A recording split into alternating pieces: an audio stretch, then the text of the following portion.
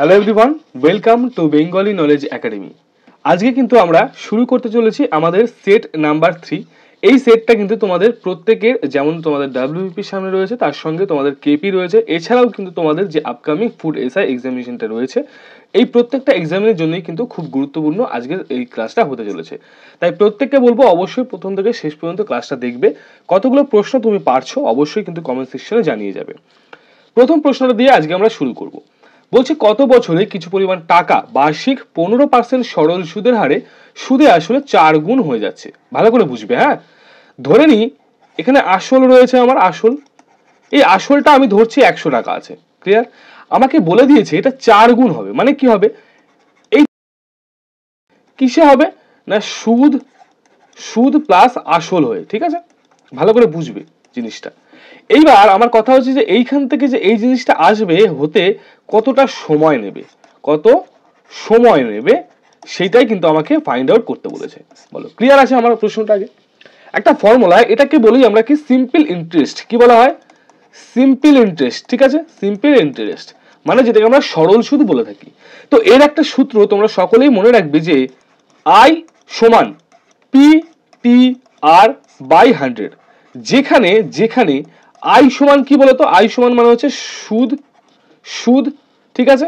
আচ্ছা, তারপরে কি আছে পি, পি সমান কি আছে আসল, মনে রাখবে আসল।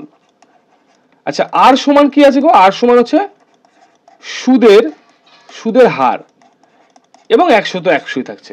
তাহলে এই যে ফর্মুলাটা তোমাদেরকে আমি দেখিয়ে দিলাম, এই ফর্মুলাটা কিন্তু খুবই একটা ইম্পর্টেন্ট ফর্মুলা। এই ফর্মুলাটাকে দেখে চলো অঙ্কটা আমরা করি। আমাকে এখানে কি বের করতে বলেছে, দেখো সুদে আসলে 4 গুণ যদি হয় তাহলে কি বের করতে বলেছে, এখান থেকে কত বছর। তো এই যে ফর্মুলা, এখান থেকে যদি আমি টি বের করতে চাই, টি, তাহলে কি করতে হবে, টি সমান, মনে রাখবি, টি সমান I into 100 by P into R. Clear আছে? P into R. তাহলে এখানে আই কত বলে দিয়েছে দেখো, 100 টাকা যদি 400 টাকায় হয়ে যায়, মানে তোমার কাছে ধরে নাও 100 টাকা রয়েছে, সেটা 400 টাকা হয়ে গেল এক সময় গিয়ে, তুমি সুদ কতটা পেলে গো, তুমি 300 টাকা সুদ পেলে। ঠিক বলো, ঠিক কি ভুল বলো? ঠিক বলছি আমি। তাহলে সিম্পল এখানটা লিখে দেবে 300 গুণিতক 100 হয়ে গেল বাই আসল। আসল কি ধরছিলাম আমি, এই যে আসল আমার 100 টাকা, তাহলে সিম্পলি লিখে দেবে আসল 100 এবং আর এর ভ্যালু মানে পার্সেন্টেজ আমাকে দিয়ে দিয়েছে 15। এখান থেকে এটা কাটো, এখান থেকে যদি কাটি আমি তাহলে আসবে 20। তো কি আছে এখানে, option A is the right answer. 20 বছর কিন্তু আমাদের হয়ে গেল সঠিক উত্তর। ঠিক আছে, আশা করছি ক্লিয়ার আছে। ক্লাসগুলো ভালো লাগলে প্রত্যেককে কিন্তু রিকোয়েস্ট করা হচ্ছে ক্লাসটা একটা লাইক করে দেবে, বেশি বেশি করে ক্লাসটা শেয়ার করবে, যাতে আরো বেশি সংখ্যক স্টুডেন্ট আমাদের ক্লাসে আসতে পারে। পরবর্তী প্রশ্ন, একটি ত্রিভুজের বাহুগুলির দৈর্ঘ্য যথাক্রমে কি বল দিয়েছে, 2, 3 এবং 4।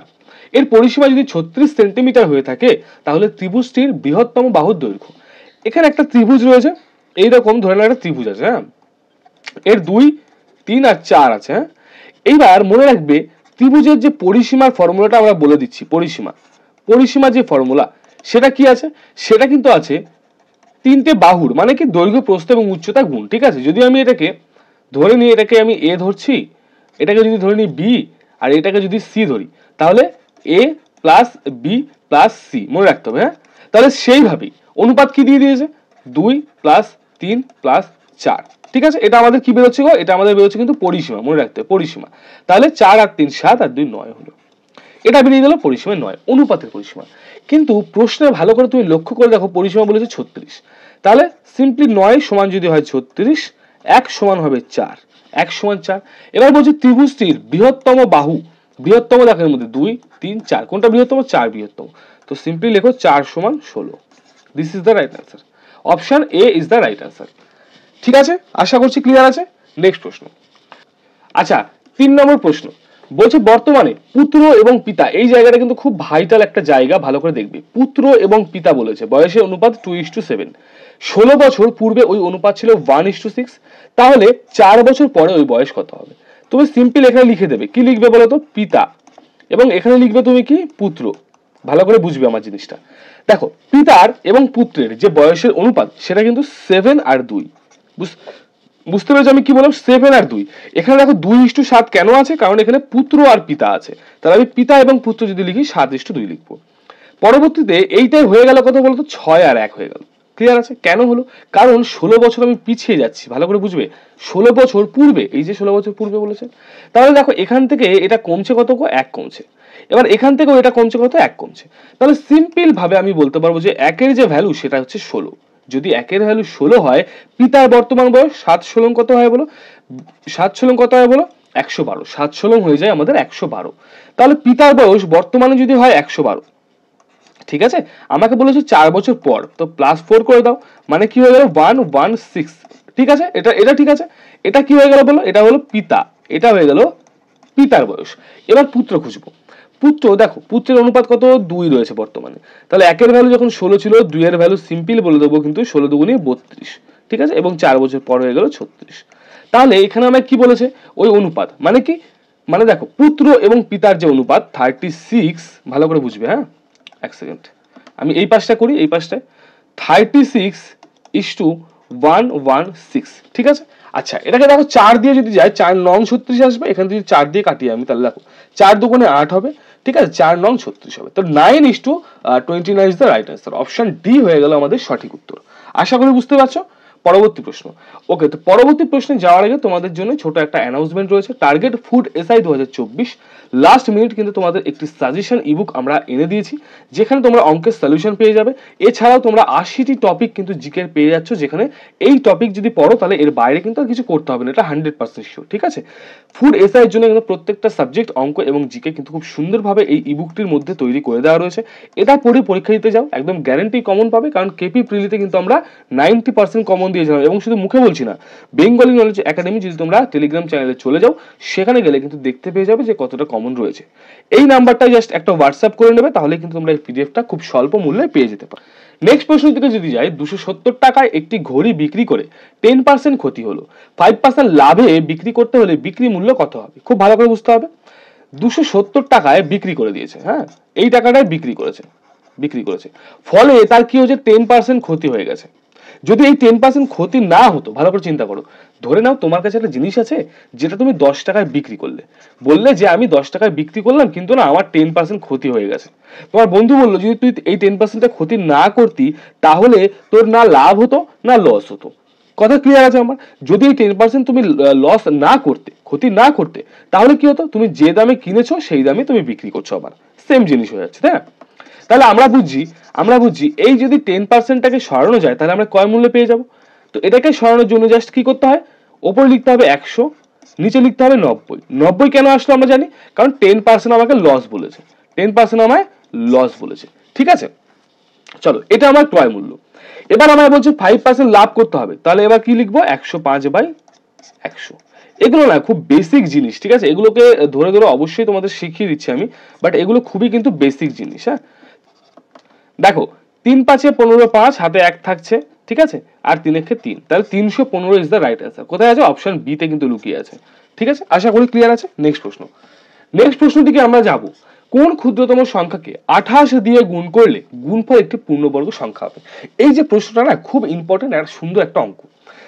চিন্তা করবে, ধরে নাও 16 দিয়ে বোঝাই। 16 একটা পূর্ণবর্গ সংখ্যা। কেন? কারণ 16কে আমরা রুট করতে পারি। রুট করলে এখানে 4 চলে আসবে। যাকে রুট করতে পারছি তাকে আমরা অ্যাকচুয়াল পূর্ণবর্গ সংখ্যা বলে থাকি, হ্যাঁ। এবার চিন্তা করে দেখো, আমাকে বলছে এই 16কে তুমি ভাঙলে কি করে 4 পেলে গো? সবাই বলে স্যার এই 16কে না আপনি এইভাবে পাতিয়ে ভাগ করুন, 4 আর 400, তাহলে দুটো 4 মিলেছে, তাই আমি একটা 4কে বের করেছি, এটা এর উত্তর হয়েছে। আমি বললাম সেম কনসেপ্ট তুমি 28 এর সঙ্গে ইউজ করো। 28 কে তুমি আগে ভাঙো, 7 দিয়ে যদি ভাঙি, তাহলে 4 7 28। কি পেলাম গো? আমি পেলাম একটা 7, একটা 4 পেলাম। এবার চিন্তা করো, যখনই আমি তোমাকে বলছি যে কি আছে, পূর্ণ বর্গ হওয়ার জন্য এই জোড়া লাগবে, একই সংখ্যা দুটো করে লাগবে, তবেই কিন্তু কোনো কিছু পূর্ণবর্গ হয়। যেমন ধরো 25 এর ক্ষেত্রে বলি 5 আর 5 আছে এক জোড়া। আচ্ছা 144 এর ক্ষেত্রে বলি 12 আছে এবং 12 আছে। তো বুঝতে পারছো যে এই জোড়া ছাড়া কিন্তু কোনোদিনও পূর্ণবর্গ হতে পারে না, ঠিক আছে। তাহলে এখানে জোড়া করার জন্য আমি একটা কি করতে পারি, একটা 7 নিতে পারি এবং একটা 4 নিতে পারি, তবেই এখান থেকে দেখো দুটো 7 হয়ে গেল, এখান থেকে দুটো 4 হয়ে গেল। এইবার কি নিলাম গো? 4 নিলাম 7 নিলাম, টোটাল কত নিলাম 28 নিলাম। তাহলে সিম্পলি বলতে পারবো এই 28 কে যদি আমি আবার নিম্নতম একটা সংখ্যা, সেই সংখ্যাটা হচ্ছে 28, যদি তাকে দ্বারাই গুণ করি তবেই কিন্তু আমি এমন একটা সংখ্যা পাবো যা পূর্ণবর্গ। বলো আমি ঠিক আছে না ভুল আছি? প্রত্যেককে আমাকে কমেন্টস করে জানিয়ে দেবে, ঠিক আছে? তাহলে option B is the right answer. Next প্রশ্ন। ওকে, নেক্সট প্রশ্ন যাওয়ার আগে তোমাদের জন্য ছোট্ট একটা অ্যানাউন্সমেন্ট থাকছে। টার্গেট 12,000 WBP 2024 কিন্তু অলরেডি তোমরা জানো বেরিয়ে গিয়েছে। 95% কিন্তু কমন আমরা এর আগেও দিয়েছি, এবারও কিন্তু দেবো, যে তোমাদের প্রিলি পাস করানোর দায়িত্ব, মেন্স পাস করানোর দায়িত্ব আমাদের থাকছে। তো যদি চাও এই সুন্দর একটা ড্রেস তোমার গায়ে উঠুক, তাহলে প্রত্যেককে কিন্তু বলবো যে এক্ষুনি আমাদের পেইড ব্যাচে যুক্ত হয়ে যাও। এই যে হোয়াটসঅ্যাপ নাম্বার দেখতে পাচ্ছ 7029603518, এই নাম্বার তোমরা জাস্ট একটা হোয়াটসঅ্যাপ করবে এবং বলবে যে আমি WBPর নতুন ব্যাচে অ্যাডমিশন নিতে চাইছি। অধ্যায় ভিত্তিক প্রত্যেকটা টিচার কিন্তু থাকছে, লাইভ এবং রেকর্ডেড ক্লাস একসাথে থাকছে। প্রিলি এবং মেন্স দুটোই কিন্তু তোমাদের একেবারে কমপ্লিট করানো হবে, ঠিক আছে? জাস্ট ওয়ান টাইম পেমেন্ট করলে কিন্তু হয়ে যাবে। প্রথম 100 জনের জন্য একটা দারুণ ডিসকাউন্ট থাকছে, সেটা 30%, মানে অনেকটা ডিসকাউন্ট। 100 টাকার ব্যাচ হলে তুমি 70 টাকায় পেয়ে যাচ্ছ, এরকম একটা ডিসকাউন্ট, ঠিক আছে? এটা আমাদের 4th ব্যাচ। আশা করি তোমরা সবটা বুঝতে পেরে গেছো। যারা যারা চাইছো যে আমাদের সঙ্গে থেকে ভালো করে প্রিপারেশন নেবে, অবশ্যই জয়েন করে যাও। পরবর্তী প্রশ্ন দিকে যাও। পরবর্তী প্রশ্নটা কি বলেছে? 7 নম্বর, দুটি সংখ্যার অনুপাত 7 এবং 9, এবং কি বলছে গসাগু যদি হয় 19, তাহলে ছোট সংখ্যাটা কত? খুব সুন্দর একটা এবং একদম ইজি, ঠিক আছে? ইজি অঙ্ক, ইজি স্টিল বলতে পারো। 7 এবং 9 দিয়ে দিয়েছে, আচ্ছা আমি সোজা করে লিখি, 9 এবং 7 দিয়েছে দুটো সংখ্যার অনুপাত, গসাগু বলে দিয়েছে 19। ছোট সংখ্যা কি হবে বলো? সিম্পল, তুমি কিছু করবে না, 7 19 কে গুণ করে দাও, এটা হয়ে যাবে তাহলে ছোট সংখ্যা। এবং বড় সংখ্যা কি হবে? 9 19 গুণ করে দাও, ব্যাস এটা হয়ে বড় সংখ্যা। এইটুকুই থাকে আমার কাজ, আর কিচ্ছু থাকে না, তবেই কিন্তু পেয়ে যাবো। তাহলে 7 9 63, মানে লাস্টে 3 আসছে, আর option D is the right answer, ঠিক আছে? আশা করছি ক্লিয়ার করতে পেরেছি। এইভাবেই কিন্তু অঙ্কগুলো, অনেক অঙ্ক থাকবে যেগুলো কিন্তু খুব ইজি ইজি অঙ্ক হবে। তো তোমাকে জাস্ট ভেবে চিন্তে অঙ্কগুলোকে অ্যাটেন্ড করতে হবে, যে কোন অঙ্কটা বেশি ইজি আর কোন অঙ্কটা বেশি টাফ, এটা বুঝে কিন্তু করতে হবে, ঠিক আছে? নেক্সট প্রশ্ন। আচ্ছা, এই যে প্রশ্নটা, এটা আমি বহুত দিন আগে একবার করিয়েছিলাম, আরো একবার আনলাম। একটি খুঁটি 10% জলের নিচে, এখানে জল, এখানে কিন্তু জল রয়েছে, হ্যাঁ ধরে নাও এটা জল, এইসব নিচে সব জল।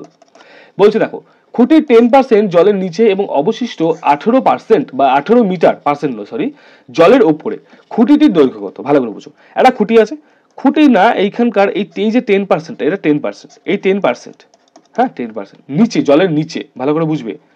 একটা জিনিস, কোন একটা জিনিস কি হয় 100% হয় আমরা জানি। তো যার 10% নিচে তার 90% উপরে। কথাটা ক্লিয়ার না? ক্লিয়ার না? আমার বলো, একদম লজিকটা সিম্পলি বুঝবে। যার 10% নিচে তার 90% উপরে, ঠিক আছে? এইবার বুঝো, বলেছে উপরে 90% আছে, আবার উপরে 18 মিটারও কিন্তু আছে। ক্লিয়ার আছে? এই যে বলে দিয়েছে, এই যে, এবং অবশিষ্ট 18 মিটার জলের উপরে আছে বলে দিয়েছে। তাহলে 90% নিচে আছে, অথচ 18 মিটার আছে উপরে, দুটোকে ইকুয়াল করে দিলাম। এবার একের ভ্যালু কত আসছে আমাদের?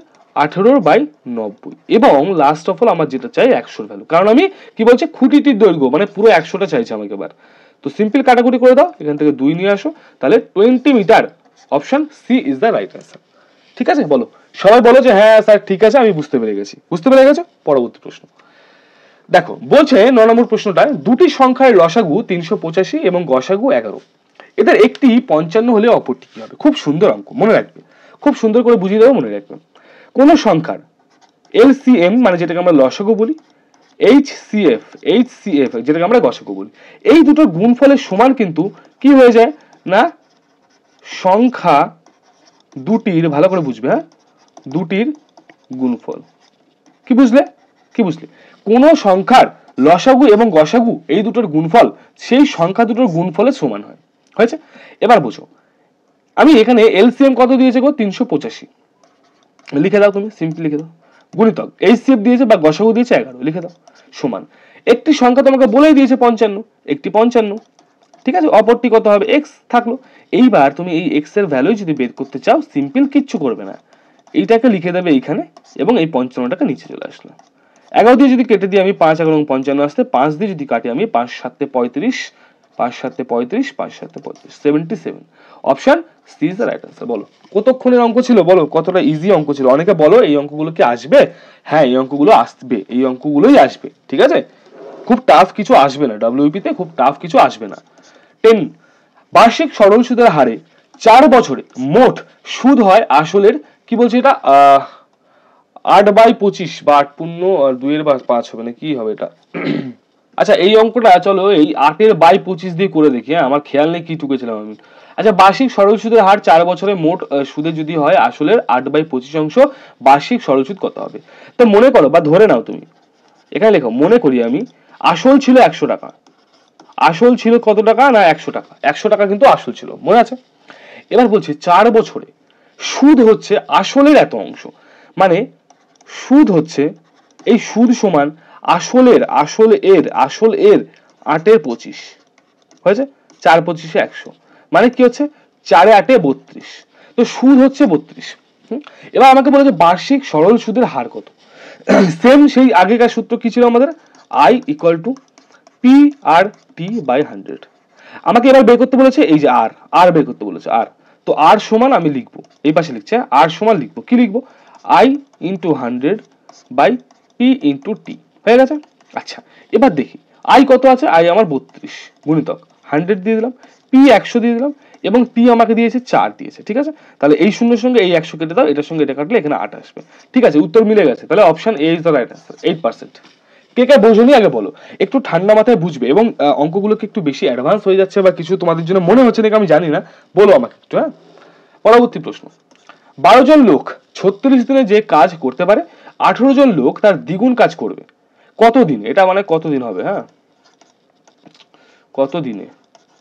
ওকে, আচ্ছা বলছি দেখো 12 জন লোক, ভালো করে বলছো, 12 জন লোক 36 দিনে যে কাজটা করতে পারে, এই সেম কাজের দ্বিগুণ পরিমাণ কাজ 18 জন লোক কত? এইটুকু হচ্ছে সাজানো জিনিস, আর কিচ্ছু না। এরা মুখে দেখেই তো বলে দেবে। কি আছে এখানে? 9 কেটে দাও, 4 নং 36, 4 নং 48। বলো কোনটুকু অঙ্ক, কোনটুকুনি অঙ্ক ছিল এটা? বলো কি করলাম বলো। সূত্রটা হচ্ছে M1 D1, ঠিক আছে, আর এখানে তুমি কি দেবে? আচ্ছা ছাড়ো, M1 D1 W1 by M2 D2 by W2। এটা হচ্ছে জিনিস, যেখানে M মানে হচ্ছে কি ম্যান, D মানে হচ্ছে কি ডে, মানে কত দিন সময় নিয়েছে, এবং W মানে হচ্ছে মোট ওয়ার্ক, টোটাল ওয়ার্ক। ঠিক আছে, টোটাল ওয়ার্ক, এটা হচ্ছে জিনিস। তো ফর্মুলা অ্যাকচুয়াল আমার হচ্ছে এইটা হচ্ছে আমার অ্যাকচুয়াল ফর্মুলা, আর আমি কাজ করলাম এইখানটা। বলো কে কে বুঝতে পারো একটুখানি আমাকে জানিও। হ্যাঁ, নেক্সট প্রশ্ন। দুটি সংখ্যার যোগফল 128। কি বলছে? দুটো সংখ্যার যোগফল আছে 128 এবং বড় সংখ্যাটির 3 গুণ সমান ছোট সংখ্যাটির 5 গুণ। ভালো করে বুঝবে, বড় সংখ্যাটার 3 গুণ সমান ছোট সংখ্যার 5 গুণ। মানে যদি ধরে নি যে x, ঠিক আছে, সংখ্যা রয়েছে, তো এটা যদি হয়ে যায় এর 3 গুণ, কি বলছে দেখো, বড় সংখ্যার 3 গুণ মানে কি এর 3 গুণ সমান ছোট একটা সংখ্যা আছে, সেই ছোট সংখ্যাটা x, তার 5 গুণ হয়েছে। মানে অ্যাকচুয়ালি বলতে চাইলো আমাকে যে 3x সমান 5x, এই জিনিসটা বলতে চেয়েছে। বুঝতে পেরেছো আমার?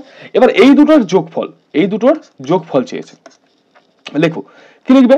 3x প্লাস অফ 5x সমান লিখে দিয়েছে 128, যেটা আমাকে বলে দিয়েছে। তো এখানে কি হবে বলো, 8x সমান হয়ে গেল 128। x এর ভ্যালু কত হয়ে যাবে বলো? 8 একে 8 হলো, আর 48 হলো না, 6 8 48 হয়, 6 16। তাহলে x এর ভ্যালু যখন 16 হলো, কি বলছে ছোট সংখ্যাটি কত? এবার আমরা দেখো কি বলছে, ছোট সংখ্যাটির, খুব ভালো করে বুঝবে, বড় সংখ্যার 3 গুণ ছোট সংখ্যার 5 গুণের সমান, মানে ছোট সংখ্যার 5 গুণের সমান 300 এখানে 48 হবে। তাহলে option D is the right answer. ঠিক আছে, option D is the right answer. এই বড় সংখ্যার যে 3 গুণ আছে, খুব ভালো করে বুঝো, আমি এবার তোমাকে প্রমাণ করছি। ছোট সংখ্যার 5 গুণ করো, 48 কে 5 গুণ করো, 5 8 40 শূন্য, হাতে থাকবে আমার কত? 4, 4 5 24। এইটাই ভালো করে তুমি যদি লক্ষ্য করে দেখো, খুব ভালো করে লক্ষ্য করো, 580 হয়, এর কিন্তু 3 গুণ, স্যাটিসফাই করেছে। মানে কি, বড় সংখ্যাটা রয়েছে 5x, তো যদি x এর ভ্যালু 16 হয়, 5x এর ভ্যালু হয়ে যাবে 80, তাহলে বড় সংখ্যাটা পেয়ে গেছে 80, এবং ছোট সংখ্যাটা 3x, x এর ভ্যালু 16, তাহলে 3x সমান কত গো? 3x সমান কত হবে? 348, ছোট সংখ্যাটা 48। এবার আমার প্রশ্নে আমার বলেছিল এই ছোট সংখ্যার যে 5 গুণ 240, সেটাই আবার বড় সংখ্যার 3 গুণের সমান হচ্ছে। দেখো ঠিকঠাক আছে। তাহলে এইটাই কিন্তু ছিল আমাদের আজকের মোদ্দা কথা অঙ্ক। ঠিক আছে। আচ্ছা, তো আমাদের আজকেকার অঙ্ক এই অবধি ছিল। কেমন লেগেছে অঙ্ক ক্লাসটা অবশ্যই তোমরা একটু জানিও আমাকে, আর কতটা কি বুঝতে পারছো না বুঝতে পারছো সেগুলো কিন্তু জানিও, কারণ তোমাদের ফিডব্যাক পেলে তবেই কিন্তু আমরা ইমপ্রুভ করতে পারবো। তাই প্রত্যেককে বলি যে ডেলি কিন্তু ফিডব্যাক দেবে, ঠিক আছে। দেখা হচ্ছে নেক্সট ক্লাসে। আমাদের পেড ব্যাচ যারা যারা অ্যাডমিশন নিতে চাইছো অবশ্যই কিন্তু তোমরা অ্যাডমিশন নিয়ে নাও। এই যে হোয়াটসঅ্যাপ নাম্বার 7029603518, এখানে তোমরা জাস্ট হোয়াটসঅ্যাপ করে লিখে দেবে যে ডাব্লিউবিপির ব্যাচ নেবো, ঠিক আছে। তোমাদের অ্যাডমিশন নিয়ে নেওয়া হবে। দেখা হচ্ছে নেক্সট ক্লাসে নেক্সট ভিডিওর সঙ্গে। ততক্ষণের জন্য ভালো থাকবে, সুস্থ থাকবে।